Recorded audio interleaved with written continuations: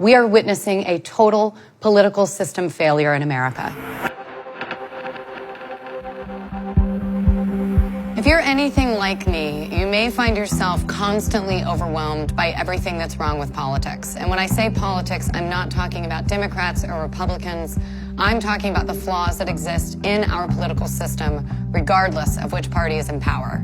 And I know it's hard to talk about politics these days, but look, the government is ours. We pay for it, so it needs to work for us. And right now it doesn't, and I mean it really doesn't. So what's going on here? Is it Russian meddling in social media? Is it him? Is it her?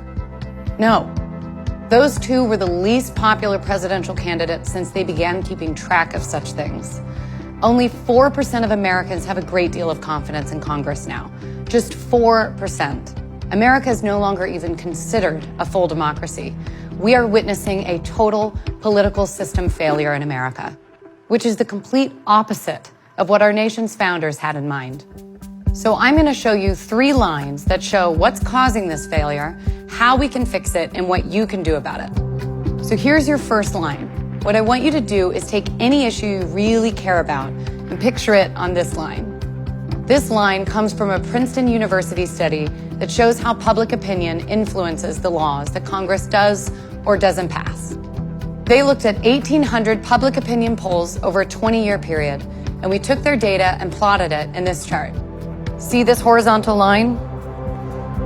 That shows public support for a law amongst average Americans. This vertical line? That shows the likelihood of the public support leading to the passage of a law. When you plot it for the average American, you get a line that looks like this. There's your issue sitting on that line. If there is 0 support for a law, there's about a 30% chance that Congress is going to pass it. And if there is 100% support for something, the most popular thing ever, there's still a 30% chance that Congress is going to pass it. So the line is horizontal because no matter how much support there is among average Americans, there's still a 30% chance that Congress is going to pass that law. Princeton determined that the preferences of the average American appear to have only a minuscule, near zero, statistically non-significant impact on public policy. How in the hell does that happen? Consider this. Politicians are spending up to 70% of their time raising funds for re-election after they get into office. Why? Because in order to win a seat in the Senate in some races, you would have to raise $45,000 every single day. 365 days a year for 6 years to raise enough money to win. Now consider that only 0.05% of Americans give more than $10,000 to politics. And then you see why politicians have become completely dependent on the 0.05% of Americans, billionaires and special interest groups, who fund their campaigns. Meanwhile, you've got lobbyists writing our laws and donating to the politicians who pass them. We have a 2-party duopoly of Democrats and Republicans that makes it so that independents can't win, while the American people are leaving the major parties in droves. As you can see here, nearly half of American voters are now registered independent.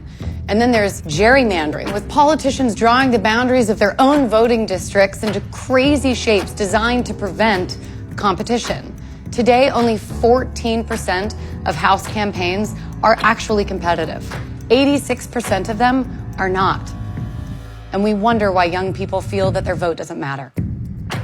I've covered a lot here, but it all adds up to this vast ring of influence over our elected leaders. It's a corrupt system in which we, the people, have near zero influence over our own government. And that is sad. That is not the country I feel like I grew up in. But what's worse is that by allowing this to happen, we are causing the failure of the most important issues facing our nation. We're wasting trillions of dollars a year on fraud and abuse in our own government. 1 in 5 American children live in poverty.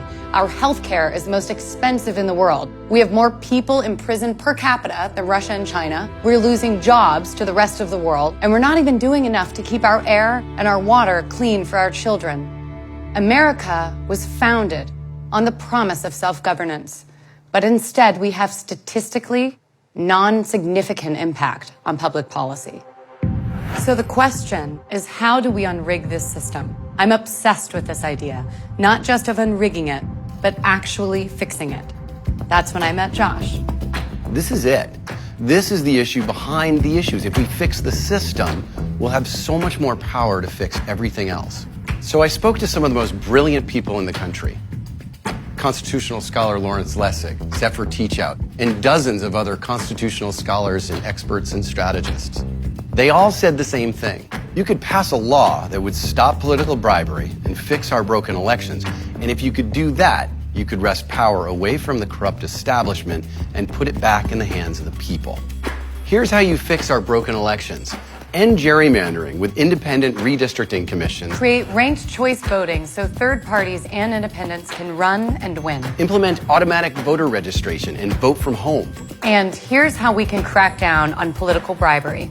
Overhaul lobbying and ethics laws and close the revolving door so politicians can't be bribed with high-paying job offers. Mandate full transparency of political spending so we know who's trying to buy influence. Give every voter a $50 or $100 tax voucher so politicians spend time fundraising from their constituents, not just that 0.05% that I talked about earlier. If you could pass even just some of these reforms, you would undo that ring of influence and begin to reinstate we the people as the most important influence over our elected leaders.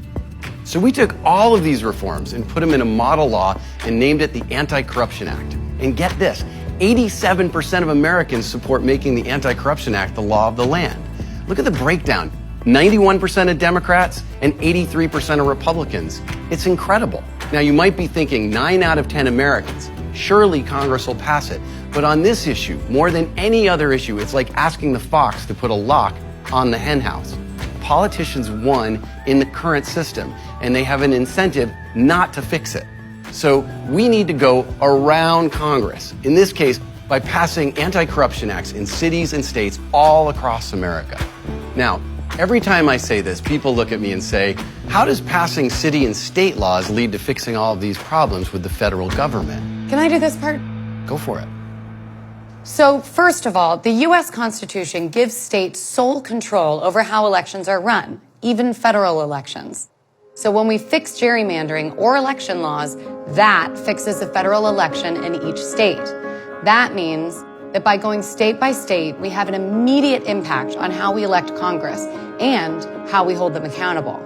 But there's more, and that brings us to our second line. This line is from a Bloomberg News study. It finds that throughout American history, passing state laws leads to federal victory. Let me show you what I mean. This chart shows the number of states over time that pass laws giving women the right to vote. When it hits the right side of the chart, that's the federal victory. Okay, now I want you to watch the blue line. We're going to do this again with interracial marriage. There were a few states in the Northeast that made it legal decades ago, and centuries go by, and we hit this blue line where all of a sudden there's a rush of activity, which leads pretty quickly to federal passage. So here we are again with same-sex marriage.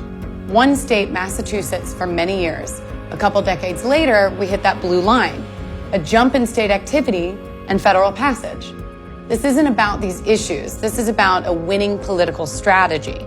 The crucial finding in the Bloomberg study is that a key event, often a court decision or a grassroots campaign reaching maturity, triggers a rush of state activity that ultimately leads to a change in federal law.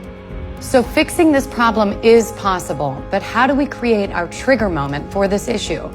Well, the grassroots campaign from the study, that's Represent Us. We're bringing conservatives and progressives together to pass anti-corruption laws all across America using 3 strategic innovations: right-left coalitions, calling out corruption, and building a movement, a big movement. And I'm going to break them down for you. Can I do this part? No. First, right-left. This is how people self-identify in America. This isn't party identification. This is how you feel politically. And as you can see, it's 25% liberal, 36% conservative, and 34% moderate. But for the past 40 years on the reforms I've outlined, it's liberals speaking to liberals using liberal language with liberal messengers, liberal.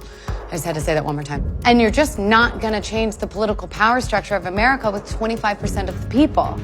Fixing corruption requires that we enlist all Americans, liberal, conservatives, and moderates who, as we've shown, overwhelmingly support reform. Number 2, corruption. When we talk about money in politics, gerrymandering, democracy, campaign finance reform, most people just tune out. But people are fired up about corruption. And number 3, we must build a movement, a big movement comprised of all kinds of people from all across America fighting to pass anti-corruption laws, and then make sure they are implemented and protected. So again, liberals and conservatives working together, corruption, and build a movement. This is the foundation of Represent Us. We believe the government should work for every American, not just a handful of billionaires and special interests. But it's not just an idea.